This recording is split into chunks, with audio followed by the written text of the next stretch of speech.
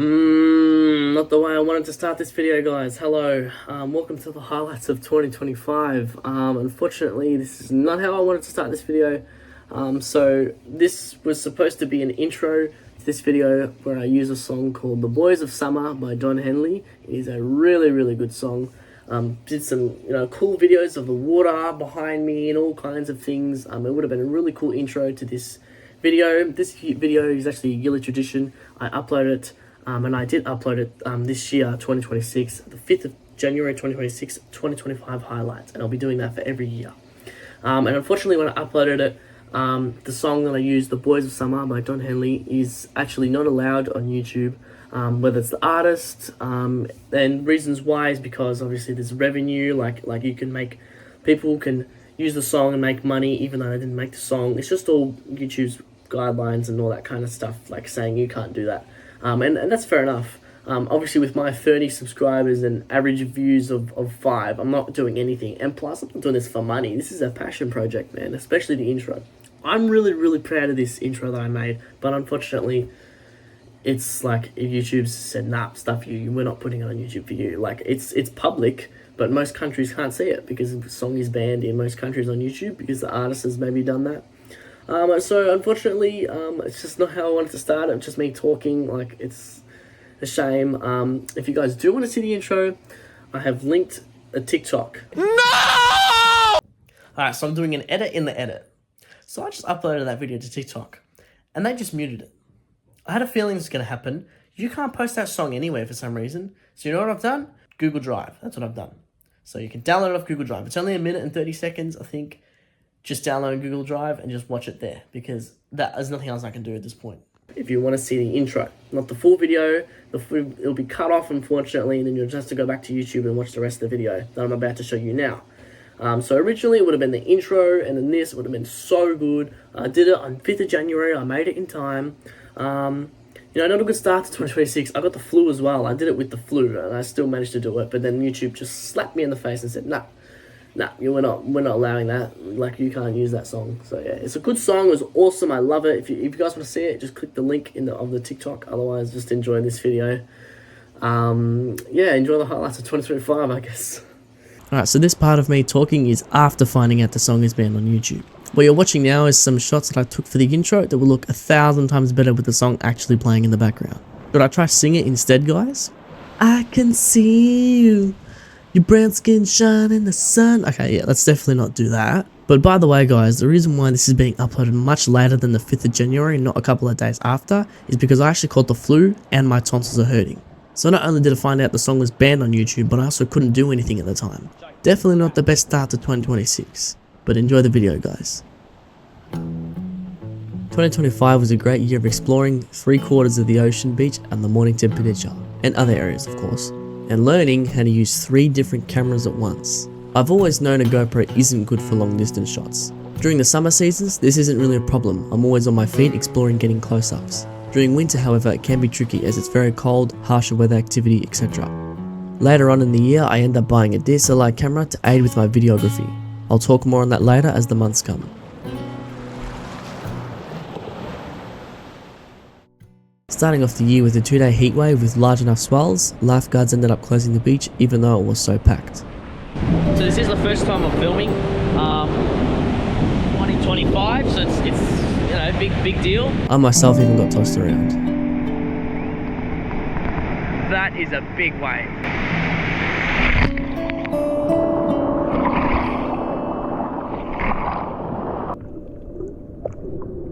And as the day progressed, the tide just kept on coming in and coming in.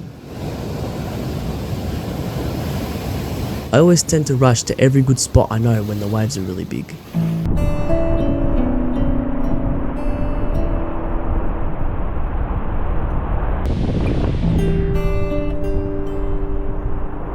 I'm always so frantic about making the most of everywhere when it's like this. Side note, I'll put the corresponding video for the clips that you are seeing as the video progresses. I'd love to go over there to get that one shot, but again, it's just not worth it, man.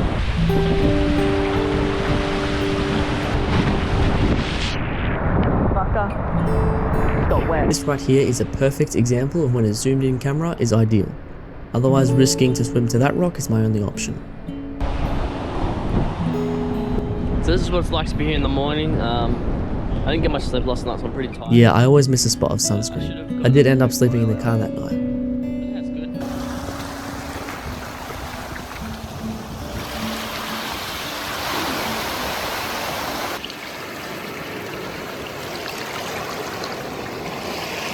Continuing January, I began the exploration journey from here.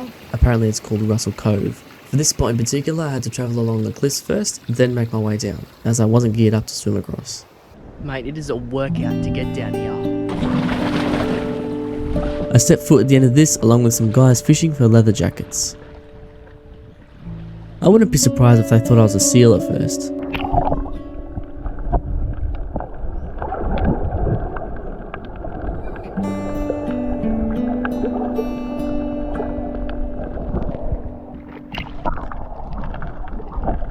No shortage of floating rocks I found. That is literally floating, man.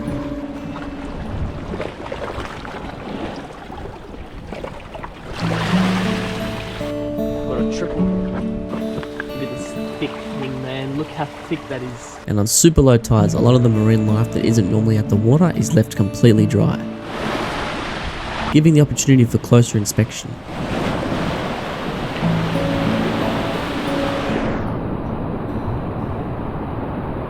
Definitely no shortage of seaweed either. The next hot day, I discovered Pierce's Beach and slowly made my way over, connecting the dots, all the way back to Russell Cove.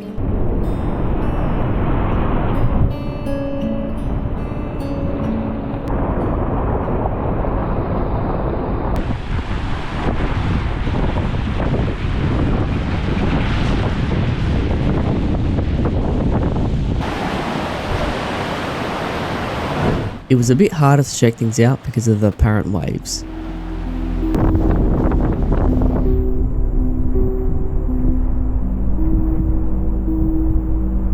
Starting Feb, I finally attained the right clips I needed to complete a long overdue video.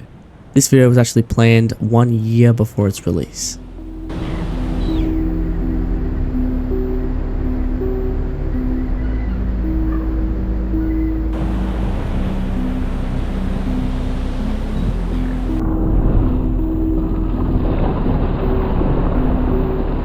Nonetheless, I still explored areas I haven't been, just with the tide on its way in. And side note, during this time is when I attained my driver's license.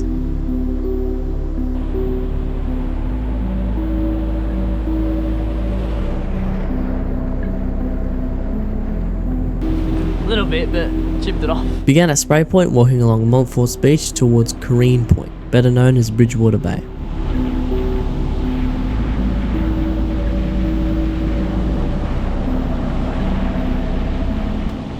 So we're on the left side facing inland of Pierce's Beach. So we're back at Pierce's Beach and I'm gonna make my way towards Bridgewater Bay. Continuing February, we went back to Pierce's Beach again, except travelling the other direction towards Bridgewater Bay once again. The final connection is getting closer, guys. I shouldn't have thrown my GoPro like that. Far out, I hope I didn't break it. It's very noisy.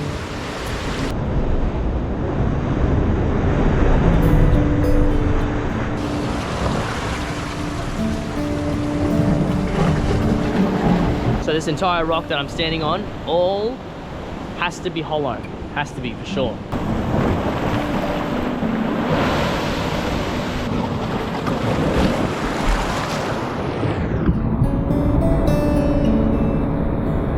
Along the journey, I can say I've seen some wacky stuff, such as this rock being completely hollow underneath.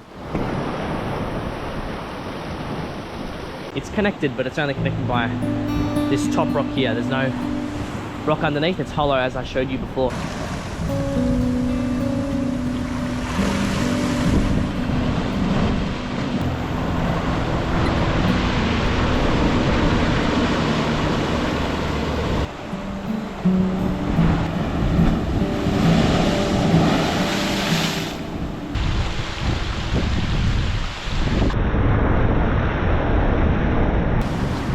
It's pretty wavy in here.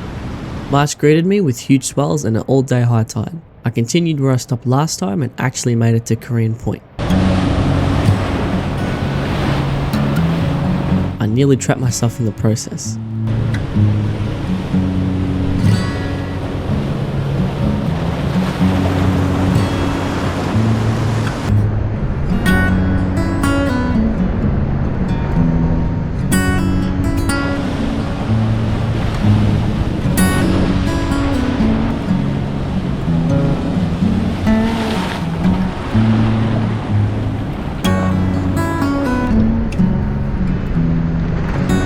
The contrast between this day and the following day really displays the difference in tides and waves.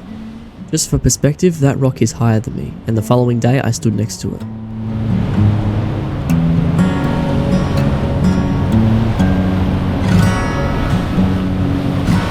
The way the current of the water flows off the rock is very, very powerful, because obviously when the water comes in, it has to go somewhere. And if this has to go back out, then it has to go back out. It has to go out one way or another, and this is one of those areas that really does.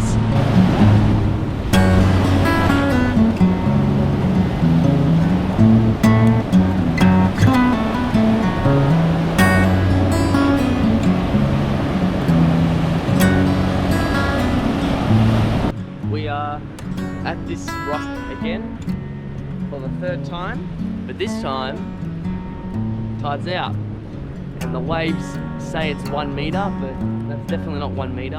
And then this is 4 days later, one of the lowest tides I have seen. Mate, the water is really giving way today, man. This has got to be one of the lowest. But that's the rock I went in. I'll go closer. I just want to check this part out first. I walked along the exact same pathway, but just further out towards the water. Wow, the seaweed's going to get a nice cook today, man. It's going to get cooked.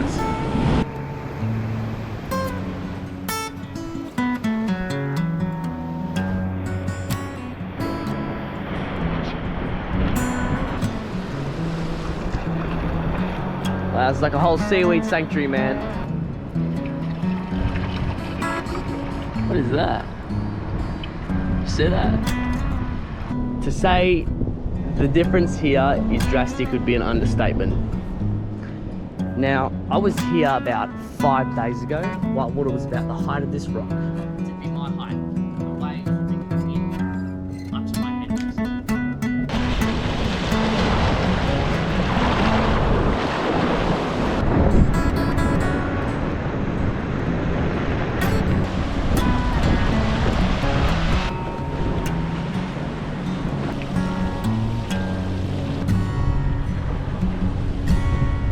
I was currently standing at the end of this tip, the massive rock pool preventing an escape. Pretty dangerous. Check that out, it's floating.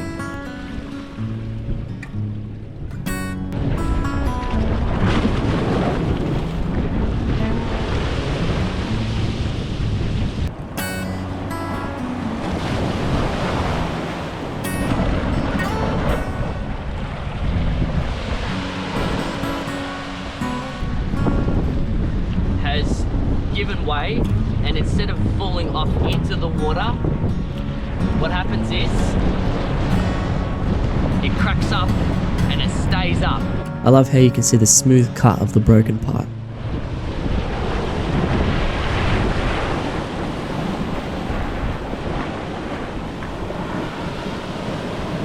When the waves die down, the water, it becomes clear and there's no white water. See just in there the edge of it. So the rock's higher than me, and the white water was about the height of this rock, crashing right into the cliff.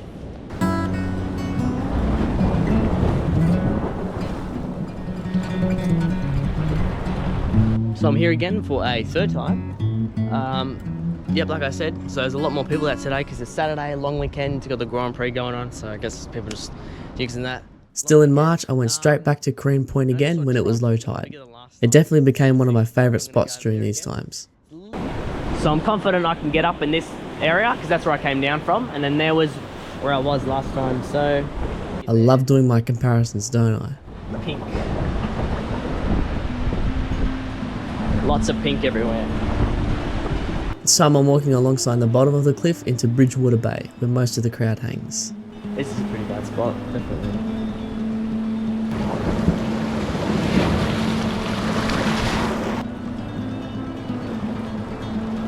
So here and over there, like the main areas, this is where all the sandy people are. No one, these are the people that don't really like the rocks or anything, or just want to relax. It's good.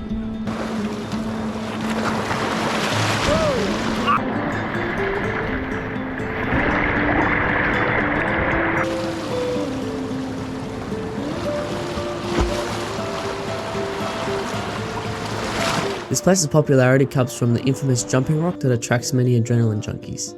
People jumping off. Jesus.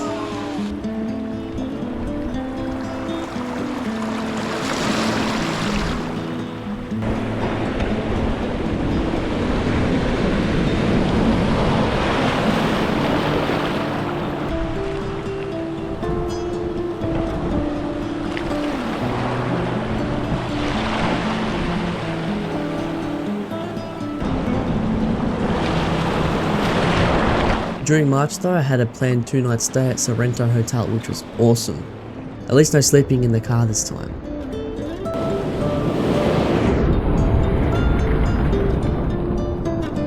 And with that, the following day, I was back at Montfort's beach again, except travelling towards Cunha Beach, which is the other direction.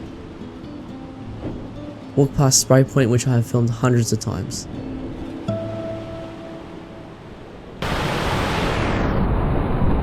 And then waddled along to Doghead's Rock. I just wanted to show you guys Doghead's Rock. Get down the bottom there, and then this is the rock pool. So we'll just climb over this. Is where the water comes through.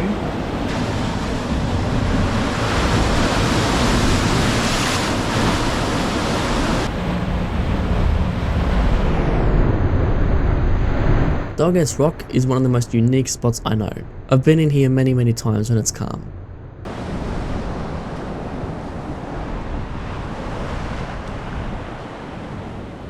So we're crossing along this area. I think these rocks might be the hardest rocks to access. I've got a feeling they are. Still in March, I was at Doghead's Rock again, trying to navigate the last area to explore. And of course it had to be the hardest to get to. Had to maneuver around this cliff, which wasn't easy. Kinda made it more fun, to be honest. Reaching one of the two twin tower looking flat rocks. Now I'd tell you the names, but I God forbid could not find them, so this place will be unnamed sadly.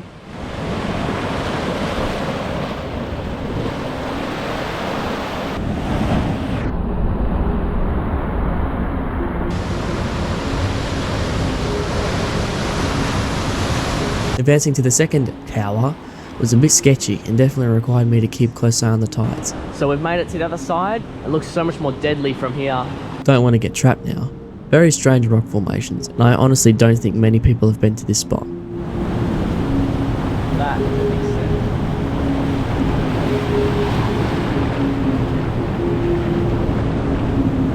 I panicked a little bit because that was a big set. I must say, March was definitely my most productive exploring month. It's autumn, heading into the middle of autumn. I was at Doghead's Rock for the first time last autumn. I think it was May, or after that, or before that, not sure. And coincidentally, the waves, that was the first time I ever went, was actually when I saw the biggest waves here. Ever since then, they haven't been as big. And today is the biggest so far yet, and it is awesome. So coincidentally or not. As of April comes, so does the cold weather. This video I made had a similar concept to the previous one. Different tides on different days, but in the same area.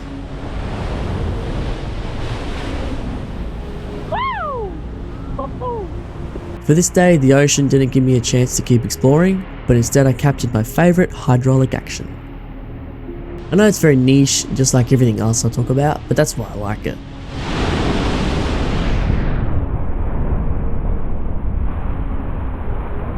I strategically wedged my camera in the rocks so it stands up by itself and skedaddled out of there.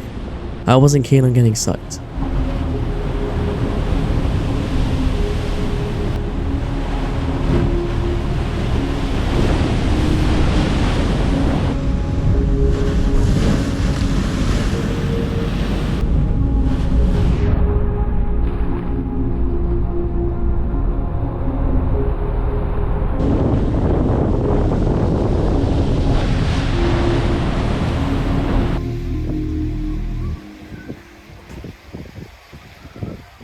Random visit to Point Lonsdale and checked out an event going on at Bells Beach, which is one of the most popular surf beaches in Australia. This was actually my first time going there. More on that later. The next 3 days though were the last exploring days of the season. Get a shot of the tide, look at that seal in the water. This is the first time I stayed the night by myself in the car.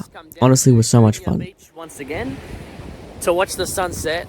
And so basically, I'm going to stay here for the night, and tomorrow morning is when it's going to be a nice tide. That's why I'm staying the night. I would never normally do this, but staying the night, calm waters. Hopefully it's nice and calm, and hopefully there's no waves. It'll be a final good tide to explore the rocks finally properly, and then that's it. We're going to possibly be finished with the exploring stuff. I visited the piers at the front beaches and stumbled across some very strange stuff. These guys were scuba diving at night under REUP here. Then some blokes basically fished a whole bloody shark and took it home on their shoulders at Portsea Pier. Portsea Pier, just come for a visit. Look at this.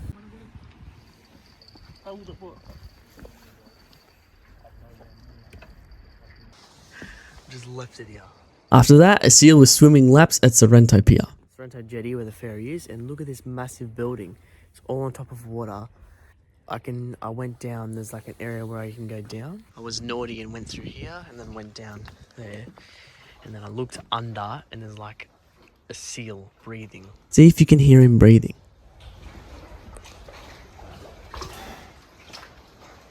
As I said, the main reason why I stayed the night was because at this time of the year, the super low tides were in the morning. The tide times shift all year round, and I'll do a video explaining how it works one day. I did wake up just now, so I cannot be bothered, but this is what I'm here for. I've got to fucking go down. You're about to see a floating rock. Remember I was here last time? Oh my god.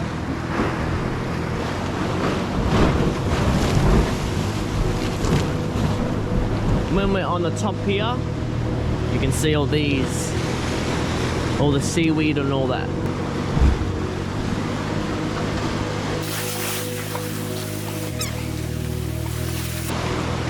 See how much that floating? My goodness. It was honestly so peaceful to be here in the morning with no one else around. So we'll walk out towards the edge here.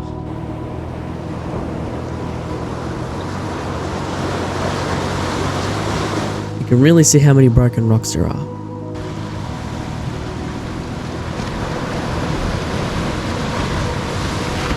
So we have stood to the very edge of this one. Officially. Wow. I'm very happy with that. Wow. We'll just go to the other side and then we're going to cross over and stand to the edge of that one. And along with the tide being super far out in the morning, the Bass Strait was also at rest, giving me the opportunity to venture out towards the edge. So just like last time, we'll cross over here.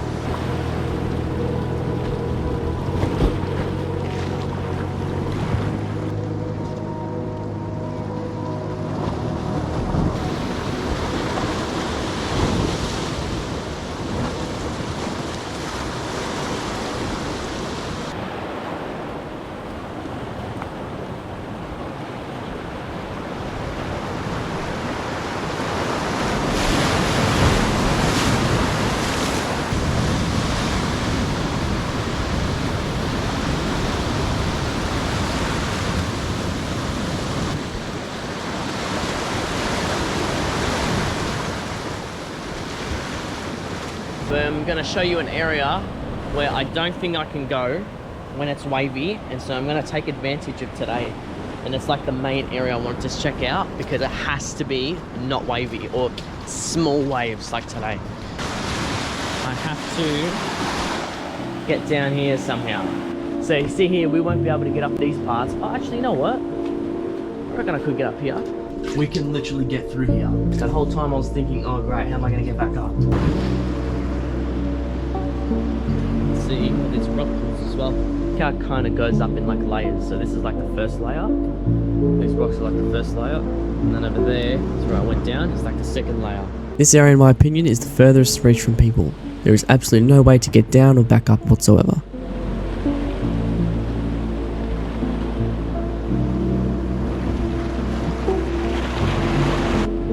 So we can actually get through here. I remember I said in the last video I wasn't sure if I could, but then here is where we can't get through, around here. This is the limited spot. I'll see you guys there. Hello.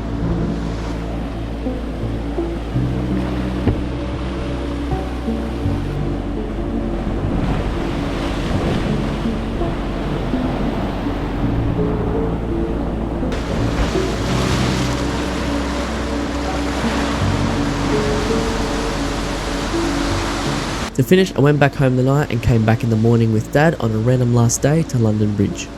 You guys remember when I was last here, I was trying to find my GoPro at that rock wall? This place is cursed, I swear. I have lost and damaged 3 GoPros here in 2024 and nowhere else. All while trying to make an exploring video.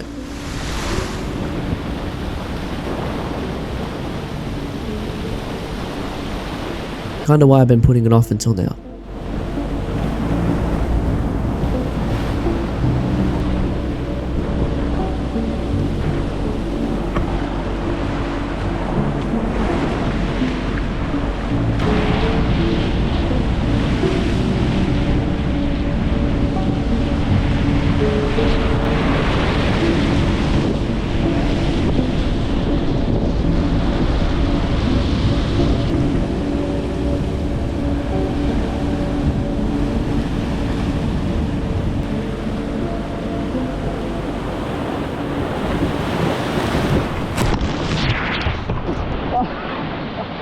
Right for me, mate. Oh my god, that's rookie mistakes right there.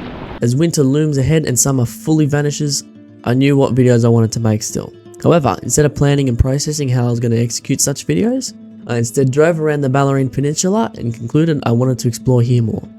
But I didn't really film anything because the season was finished and harsher weather conditions void the opportunity. But I became fascinated by the cliffs of Torquay, Aries Inlet and etc. So for the rest of May and June, I drove around taking photos with my phone and doing nothing else. Then those video ideas came back and I had enough. So I bought a DSLR Canon ER100 camera. Blew my piggy bank, but now I could film what I wanted. Quick random little holiday to Surfers Paradise. Oh, and I can't forget I bought a new car. That thing drinks. Back to the camera. Now I can film what I wanted. During winter, as high tides are more prominent, so are these things called surging waves.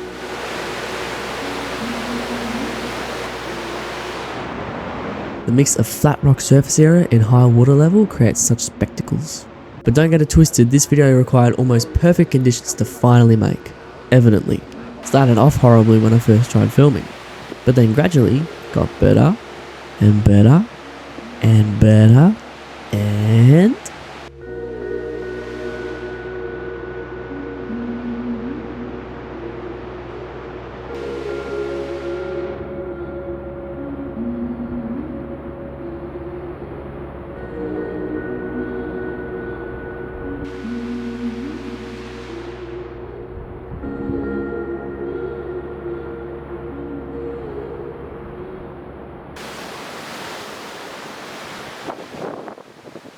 Just make sure you clear the dust spot off next time.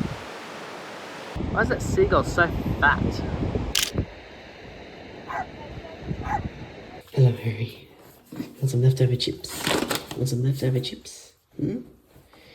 Look at him, look at his pajamas. You got your pajamas on? You got your pajamas on. Rest of September and October I continued using the DSLR camera exploring new places. Man, I'd love to have a fucking tripod that actually had my thing that I needed for it. Continuing and wait, it's October already? Dang, winter went pretty quick to be honest. I stayed the night at Apollo Bay Airbnb so I can make the most of the Cape Otways the following day. Cape Otways is right on the firing line of the large southwesterly swells, hence why the waves here will always be slightly bigger than everywhere else.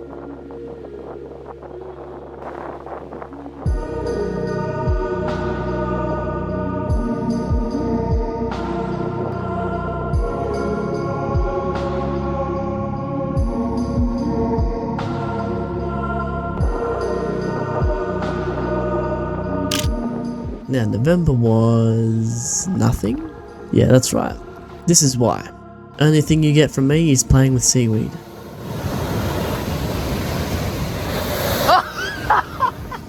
we are at Torquay Surf Beach. December.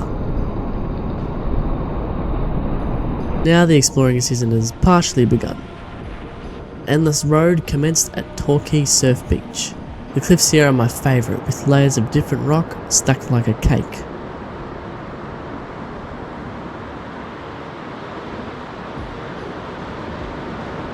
Another day I went to Bells Beach on low tide, showing the reef. Damn. Honestly not the best day though, the water was very murky. Waves ain't playing around.